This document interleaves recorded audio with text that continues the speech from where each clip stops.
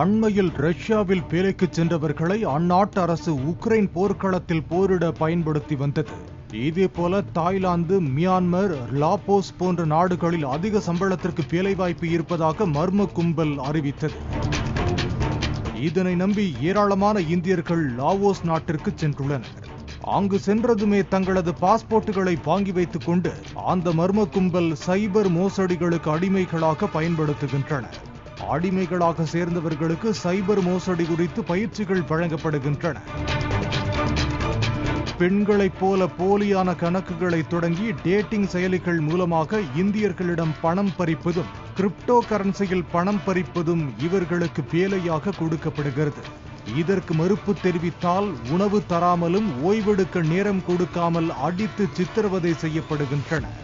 கடந்த மாதம் மத்திய வெளியுறவுத்துறை அமைச்சர் ஜெய்சங்கர் லாவோஸ் நாட்டிற்கு சென்று இப்பிரச்சனை குறித்து அந்நாட்டு அதிகாரிகளுடன் பேசினார்.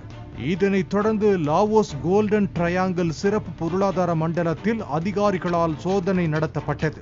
இதில் சைபர் மோசடி அடிமைகளாக வைக்கப்பட்டிருந்த 47 இந்தியர்கள் மீட்கப்பட்டனர்.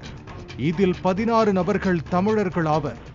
மேலும் இதுவரை லாவோஸ் கோல்டன் ட்ரையாங்கிள் 61 இந்தியர்கள் மீட்கப்பட்டு இந்தியாவிடம் ஒப்படைக்கப்பட்டுள்ளனர்.